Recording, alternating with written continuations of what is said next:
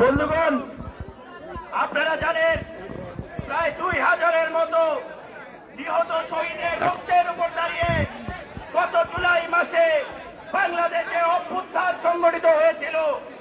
আজকে এই অভ্যুত্থানের 1 বছরের মাথায় যখন আমরা পদযাত্রায় নেমেছি, তখন এই গোপালগঞ্জে আমাদের এই সমাবেশকে আটকানোর জন্য সকল প্রকার ষড়যন্ত্র সেই নিষিদ্ধ সংগঠন আওয়ামী লীগ এবং ছাত্রলীগের পক্ষ থেকে করা হয়েছে। বন্ধুগণ, আমরা একটি কথা স্পষ্ট করে বলতে চাই, এই যে রাজনীতি, এলাকার রাজনীতি, এই এলাকার রাজনীতি আমাদের শেখাতে আসবেন না। এই গোপালগঞ্জ বাংলাদেশের বাইরের কোন জায়গা না। গোপালগঞ্জ বাংলাদেশের যে 2000 শহীদ নিহত হয়েছে, এই গোপালগঞ্জ তাদের বলে আমাদেরকে আটকানোর কোন চেষ্টা করবেন না, কারণ আপনারা এখানেও হারবেন। আর আমাদের উপর যদি কোন হামলা বা পদযাত্রায় যা হয়েছে, এই মুজিববাদের যে কবর, সেই কবর এই অঞ্চলে রচিত হবে এবং এই গোপালগঞ্জ থেকেই আওয়ামী লীগের নিশ্চিহ্ন হওয়া শুরু হবে এবং এর নেতৃত্ব দিবে এই গণঅভ্যুত্থানের সেনানীরা। বন্ধুরা, আমরা একটি ইনসাফের বাংলাদেশ চাই, একটি ন্যায়ের বাংলাদেশ চাই। এই বাংলাদেশ গড়ে তোলার জন্য আমাদের সামনের লড়াই, এবং আজকে গোপালগঞ্জের এই ঘটনা আমাদেরকে এই লড়াইকে আরো কয়েকশো গুণ বেগবান করবে।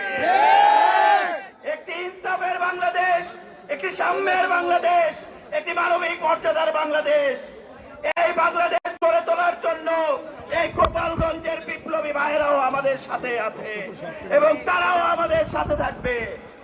ফলে বন্ধুরা, আমাদের ভয় পাওয়ার কিছু নেই, আমাদের হতাশ হওয়ার কিছু নেই, কিন্তু আমাদের জয় করার আছে সারা বিশ্ব, এবং আমরা সারা বাংলাদেশের মানুষকে এই সাম্য এবং একটি ইনসাফের বাংলাদেশ বানানোর জন্য একসাথে লড়াই করব।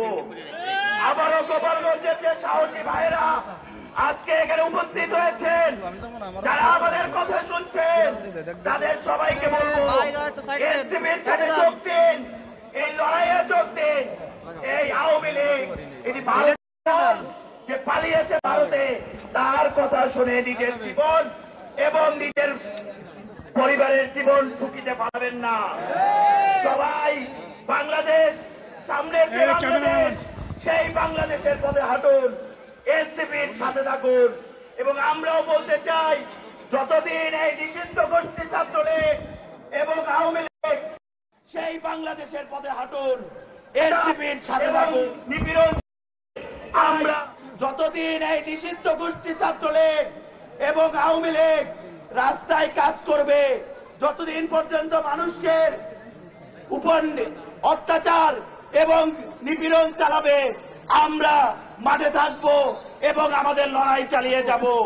আজকে অনেকেই আমাদের বলেছিল গোপালগঞ্জ যাবেন না, গোপালগঞ্জে আপনাদের উপর হামলা হবে, কিন্তু দেখুন অভ্যুত্থানের নেতা সহ আমরা সবাই গোপালগঞ্জে দাঁড়ানো, আমরা ভয় পাই নাই এবং আমরা সামনেও ভয় পাবো না। আবারও সবাইকে আমার পার্টি, জাতীয় নাগরিক পার্টির পক্ষ থেকে শুভেচ্ছা জানিয়ে বক্তব্য এখানেই শেষ করছি।